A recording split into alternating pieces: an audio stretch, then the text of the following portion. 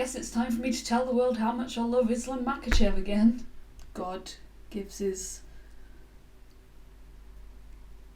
hardest challenges to his strongest soldiers.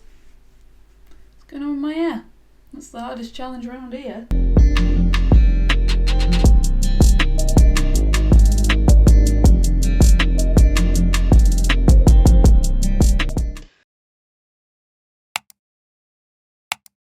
Now, if you weren't here while I sort this out, if you weren't here for my last love letter, here's what you missed out on. If you look at the metrics, Islam is showing tens across the board. His striking is technical. He's young. He hasn't taken that much damage in his career. He's got dominant wrestling. Call me crazy. Call me blinded by love. I don't think it's that crazy. That video last week did really well because it's well balanced, but also because it caused quite a lot of commotion in the comments. Who's laughing now, internet?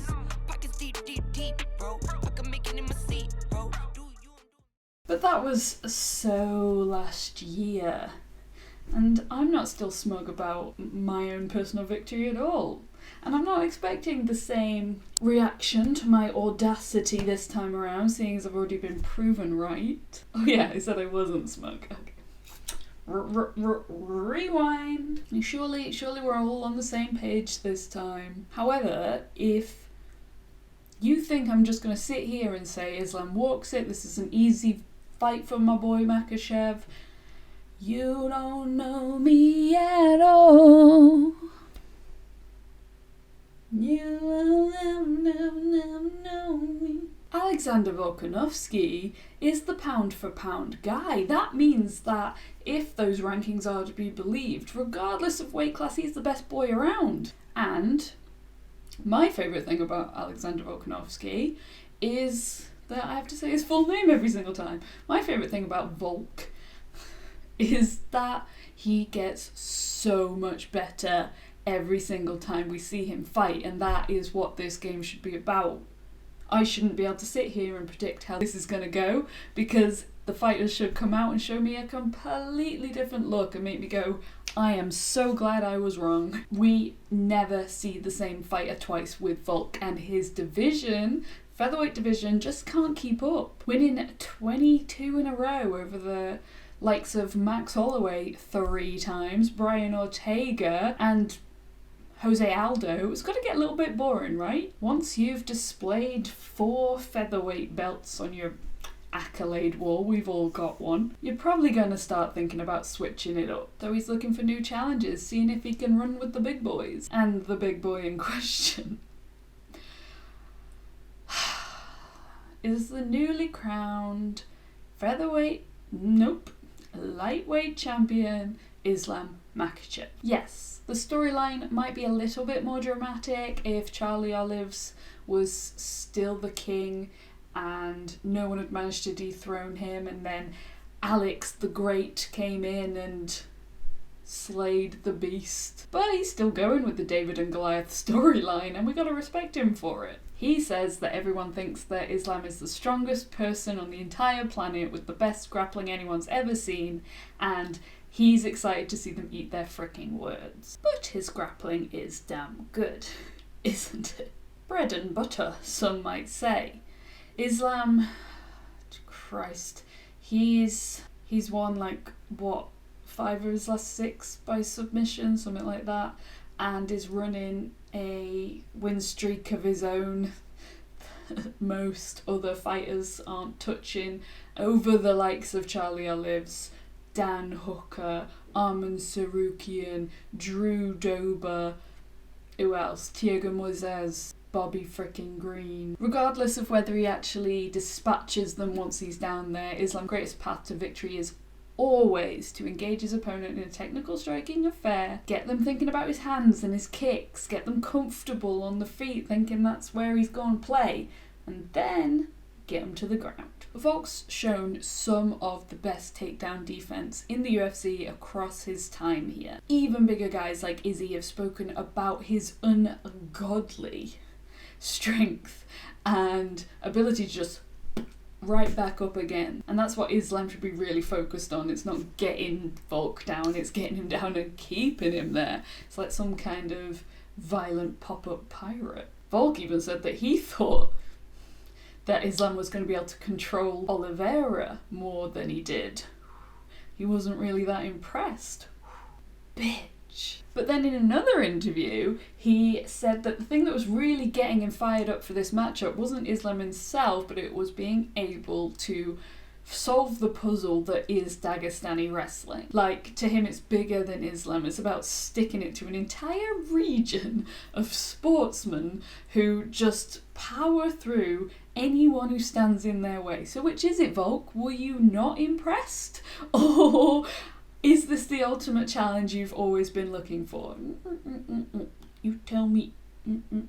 Either way, he's obviously still preparing for that grappling, saying he's been bringing in bigger guys as big as 95 kilos who are all the top grapplers that you could imagine to test him in camp. And if he's smart, those guys will be pressure fighters too. Islam uses pressure to draw out bad decisions from his opponents, gas them out, push him against the fence, and he's phenomenal in the clinch. He's just strong and he drains the life from you. Volk knows a thing or two about applying pressure himself, but does he know how to stave it off from his opponent? He just needs to implement his best striking game to make Islam think twice about pushing forward. Hit and not get hit has got to be the game plan here, just as it was when Volk faced Max. Volk moves around the octagon so well, throwing in offense and defense with ease. With Islam, he needs to use that movement to stay at range, kind of pick his shots, piece him up a little bit, get in, get out,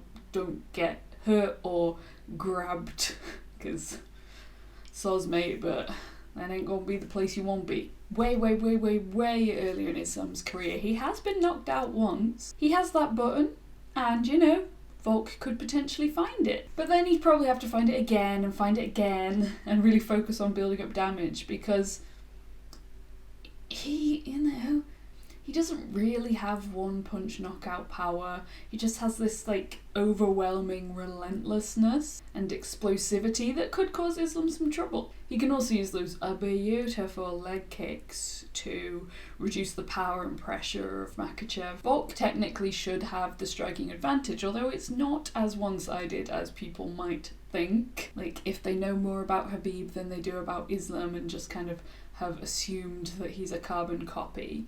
He is such a well-rounded fighter, and he just doesn't get the recognition for his striking that really his hard work and determination should allow him. He's technical on the feet, he doesn't play with his food like Khabib did. He's a sniper, he wants to get in, get out, get paid. And imagine if he knocked out Volkanovski. But Volk thinks he's going to outclass Islam on the feet, avoid the takedowns, or if he does get taken down, pop right back up again and play the game his way. Make Islam uncomfortable in his world and get the finish. I don't know about that, but there's always the chance he could get Islam to panic and make mistakes. You know, shoot for takedowns before the time is right, and you just can't afford to make mistakes against someone as high level as Volkanovski. I've left it till the end because it's not as big a story as people think, but let's address the elephant in the room. Fat Volk.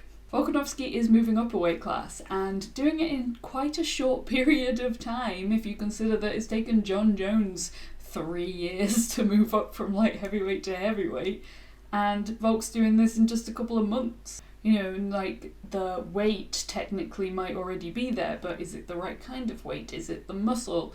Is he getting used to his new body and using it in the same ways he used his old one? And, you know, is it going to wear on his cardio, etc, etc, etc. He did start camp earlier than he usually would, and he said he's leaving no stone unturned when it comes to really doing the right kind of strength training to put on that muscle. And of course the accompanying diet plan, which just involves a shit ton of food. But the thing is, and this is why it's not a story that I'm not interested in, he's not that small anyway. Sure, he's 3 inches shorter than Islam, but yeah, it's a 1 inch reach advantage. Plus, he has loads of experience against much taller guys in the featherweight division. And he's fought in other organisations as big as welterweight, because if you didn't know, he was once a big chunky boy, or as Conor called him and urged him to return to, a bowling ball.